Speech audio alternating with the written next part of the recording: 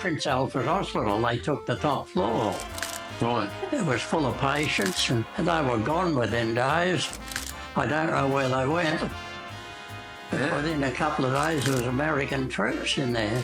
The only scares we had here in Sydney is when the Japanese submarines came into the harbour and fired a couple of torpedoes. And It's time for episode 6 of series 2 of the Back in My Day podcast.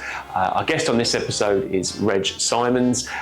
Reg shares his life story about meeting his wife in Dulwich Hill. He worked as a plumber in construction before transitioning into working within architectural drawings. During the war, he helped convert the Prince Alfred Hospital into accommodation for the American troops. And he also talks about living in Sydney when it was under threat from Japanese attacks. So, yeah, some remarkable stories that Reg had to share, which we all thoroughly enjoyed. He also got to achieve his dream, and that was working in the Botanical Gardens later in life. So, yeah, some really great stuff to hear about. And, yeah, we hope you enjoy the episode.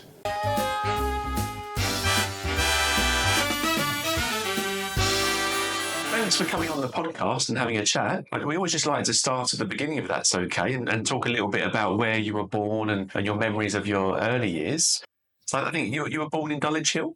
Dulwich Hill, yes. Yeah. Do you have memories of your childhood? Oh, yes, I grew up in Helston Park. Yeah. And, oh, yes, right up till, yes.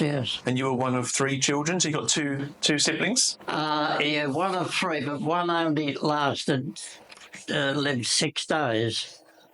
Oh, right, okay. As Yeah, a sorry to baby. hear that. Right, okay. So there's really only 2 of us. 2 of you. Yeah, okay. And we were talking before that you're 100 years old? Yes. Yeah, well, okay, yeah. And you got the letter from the king? That still happens? Yep, yes. Yeah. Was that what you expected? I've never seen one. What was it like? Oh, it's in my unit there. It's hanging up on the wall. Yeah, right, okay. Yeah, maybe let's have a look before we leave. Yeah. Yeah, okay. And you were married? Yes. Yeah, and wife Claire? Yes. Yeah. Where did you guys meet? Oh, at a dance in Dulwich Hill.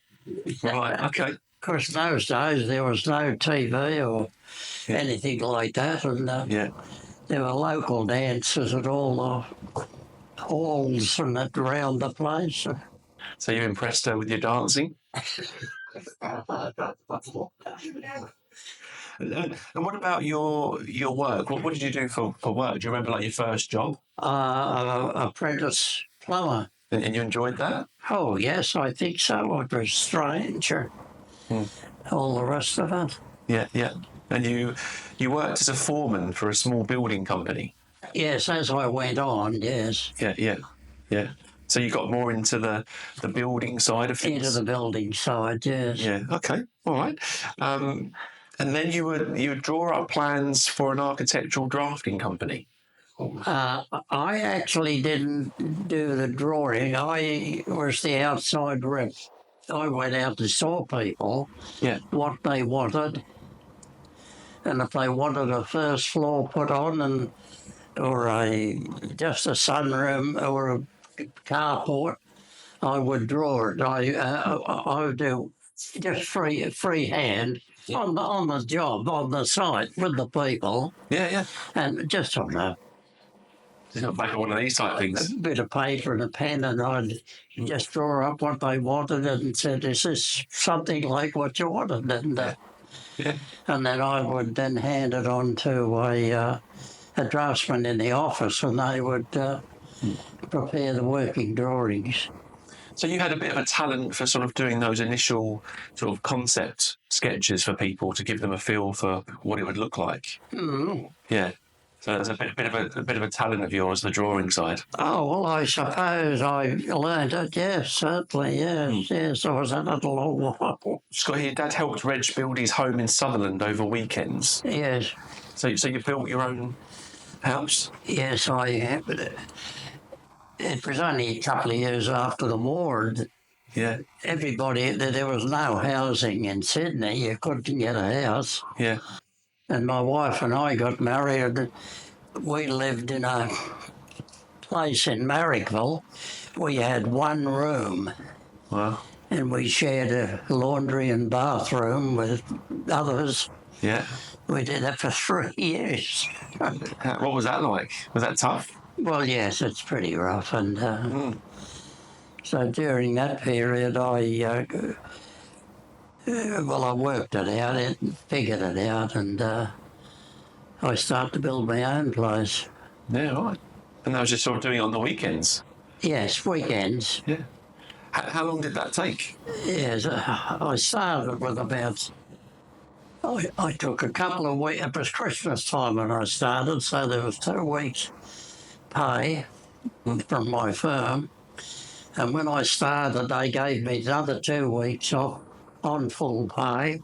And then I got another week somewhere. So I had about 4 or 5 weeks in the early days. And then my father used to come up on Sundays and give me a hand.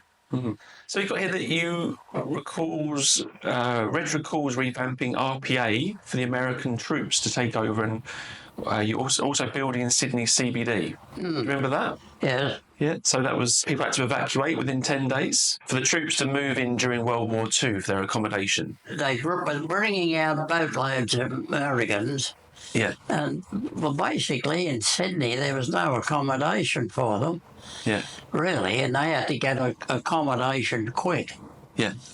And they took the one I was first got into was Prince Alfred Hospital. They took the top floor. Right. It was full of patients, and they were gone within days. I don't know where they went. Yeah. Within a couple of days, there was American troops in there. Right. But Prince Alfred Hospital was, as it was built at the end of the 1800s, in about, I don't know, in the 1800s. Right. Queen Victoria was the Queen. Yeah, yeah. And in the ward where they put all these troops, there was one toilet and there was one shower to take 100 men or more. So there's 100 troops in there. At least 100 troops. The place was packed. Yeah, wow. And I was sent there. Yeah. With a few others, and there was one. Oh, that was it. I'm starting to remember. There was one bath in the middle of a room. There was a bath and a toilet, and we had to pull all. It was so old-fashioned. It's hard to believe. The floor of the bathroom was sheet lead, and that was as they did in England last century. Yeah. It was exactly as they did in England 100 years before. Yeah. Hadn't been touched. Yeah, right. So we had to get in there and pull it all out smartly. And then they pulled up the floor and parts and bring in extra pipes for toilets and a couple of showers, and then they built a row of hand basins on one side. And this was just to make it better for where the troops were staying. The troops, yes. Yeah. What were the troops like? Do you have any memories of what the American troops were like? Yeah, it's just elderly men, they were. Nice enough guys? Yeah. Yeah. Yeah, okay. But they were living there right in the ward. This is the room here, and the ward's there, right next door. So you're doing all of the work and they're just... Yes, they had to wait. It took, I suppose, nearly, I can't remember how long now, but would have taken 6 or 8 weeks, I think, nearly to get everything ready for them. Yeah. It says here that they were, the reason for the American troops were because there was a possible attack from Japan. Oh, yes. Yes, that's why they were. When the war was on, they started thinking they were going to attack Melbourne because Melbourne was the money centre of Australia. Yeah. And then they changed their mind, and then they started concentrating on Canberra, coming in, attacking round about Canberra on the coast. Yeah, yeah. And then they changed their mind again, then they came to attack Sydney. Right. And that's when the panic hit Sydney. Yeah, yeah. And after about, no, I don't know, 6 or 8 months, a bit further, they went up to the north coast and then into Queensland. Right. But the Americans still stayed in Sydney with accommodation. They had hotels and buildings, and office buildings, and Yeah. all sorts of things for accommodation. So there's another hospital was built in Punchbowl, and then the troops moved to Queensland. Yes, yes. Yeah. Did you have to do anything during the wartime? Did you have to go and do any sort of like national service or anything like that? No, I was called up, Right. and all the rest, you take the oath, you know. Yeah, yeah. And I didn't know where I was going. I was in the drill hall, but because I was working at that time on Concord Hospital. Concord was being built, and I'd been there for 2.5 years on Concord. See, in those days, in the building industry, there was no electricity. Everything was done by hand. These days, there's miles of electricity on the job, and they have electric tools, saws, everything's electric. But when I'm talking about it, everything was done by hand. There was no electricity on the site. Yeah, it would have been a lot harder, taken a lot more time to do things. And I was 2.5 years on Concord. Yeah. And then I was turning 18 as Concord was finishing. We only had 2 or 3 weeks' work left. Right. And the hospital would have been, it was a military hospital. Yeah. And it was to be, well, it was still half used. There were troops in the ground floors, but we were still working on the top floors. Yeah. So, that's when I was called up, and I didn't know they could have put me in the army, or they could have. They had the power; they could send you anywhere in Australia. Yeah. To do what they wanted done. So I was sent to Prince Alfred Hospital.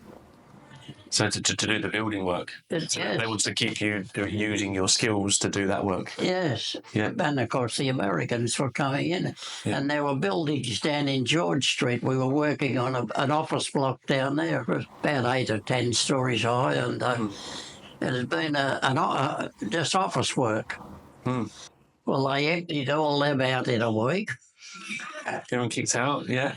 And MacArthur, the general, big American general, he was on the ground floor. And it became but as buildings were in those days, it was an office block.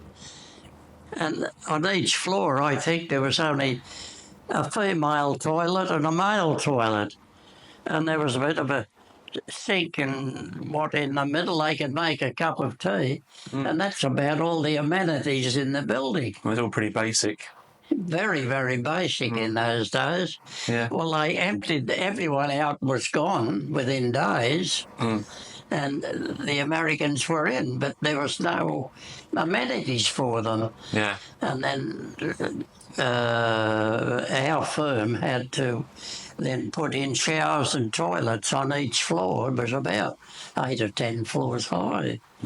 A lot of work, you know. Yeah, it's interesting that, during those times you had to take buildings that were made for something else and then turn them into, what they need to be for the wartime. Yeah. The only time I ever worked night work in my life was there. They were working 24 hours a day on it to get it ready. Yeah. So do you remember how you felt at the time? Were you relieved that you were, kept doing the building work and you weren't sent off to do something else in the war? No, it never really worried me. But if they'd have come round and said, you're in the army or something, well, that's it. You should have done it. Yeah. Is there any other memories that stand out from that time, from the wartime? Was it a scary time? Not really.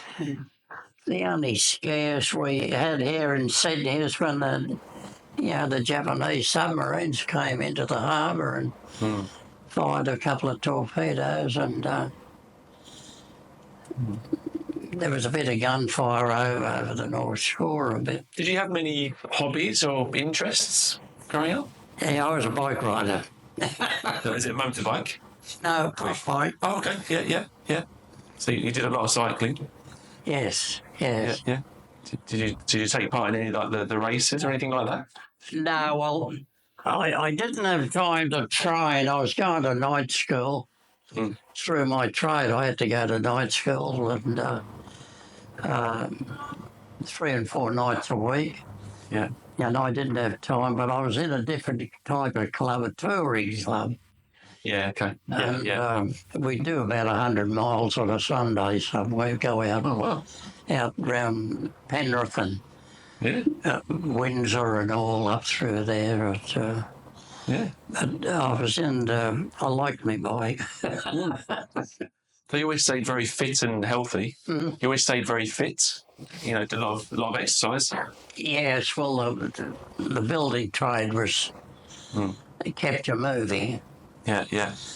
In the lakes of Concord, you'd be walking up and down, 6 or 8 floors of stairs. You'd be up and down half a dozen times or more a day. Yeah. And it was active. You were active all the time. Yeah. What do you think is the key to a long and happy life? Well, first of all, I think you've got to have enough finance to live in a reasonable quarters, whether it's rented or not. Or that's number one, I feel. If you're not happy at home, well, it's problems. And I was always lucky. My wife and I, we always got on well, and we only ever had 2 children, but everything went. I never had any troubles or. Yeah, it sounds like you had a very good and comfortable life. Yes, I think everything fitted in well, and. I've got one more question for you. If you could relive any moment from your past, what would it be? The building industry in about what would it be? About the middle of last year, the building industry collapsed. Yeah. Over about 3 years. And if you were in Sydney, all you could see was cranes and lifting gear all around the big buildings in Sydney. It was all rusted. The cranes hadn't worked for 2 and 3 years, and they were rusting. Yeah. And it applied right, I believe it applied nearly around Australia. And what it was, they told us that the money that was available for builders to get hold of money to start a building off, it went up in price. Yeah. It went up, I believe originally it was around about 11%. The builders and developers could borrow, and then overnight it went to about 18%. And we used to have builders come into our office. That's when I was in the drawing side of things, and they'd come in and say, sorry, we'd have a plan. Our fellows would have plans just about finished for them, and they'd come in and say, sorry, we've got to cancel. Yeah. That they couldn't afford this short-term finance to get a block of units going. Or there was a lot of units, home units, 2 and 3 story. They were all the suburbs. There was miles of units, 2 and 3 floor. Well, we used to do those by the dozens. Yeah. And they used to come in and cancel on the spot. And our office couldn't do anything, just put them aside. And this went on for like years, a couple of years, and we were going downhill fast. Yeah. And all the big drawing offices in town where the big architects were that had 30, 40, 50 people working for them, the principal himself would be the only one working. Yeah, well. There was nothing, there was absolutely, even we used to get a lot of repair work. People just want a front veranda glass in or a carport or some small stuff like that they want to plant. All that dried up. And we had half a dozen fellows. And we just ran out of work. Yeah. And I was stood down. And I'd been I'd been there for 20 years, and I started just to look around a bit, and there was a job in the Herald, the Sydney Morning Herald, for the Botanic Gardens. They wanted a plumber down there to look after the watering system within the gardens. Yeah. So I applied for it and got it. Well, that was a good, enjoyable job. Yeah, I went down for the interview. There were hundreds there. And I said to myself, what hope have I got? Yeah, yeah. And I always remember it was a rainy day. And a couple of days later, they just gave me a ring and said that I'd had the job. It's a bit of a shock when you got that call. My word. And I was there for 10 years Right. until I got to 60. Yeah. And they don't, public service, you had to retire at 60. Yeah, it says here you were quite disappointed that you had to retire. Yeah. Yeah, right. But they were 10 of the happiest years of my life. Yeah, wow. That's in great. the gardens. Yeah. And it was surprising that the Botanic Gardens and Centennial Park was part of the deal. You'd think the place would be in first-class condition, but it was in an absolute disgrace. Nothing had been done for donkey's years. I think before the war even. And anyhow, after 10 years, I had the gardens. It was looking good. Like sprinkler systems. Yeah. Yeah. You couldn't see a lot of it was underground and but all sorts of different types of sprinkling. And So once you've got the right water systems in, it all just takes off, the plants and the... yes.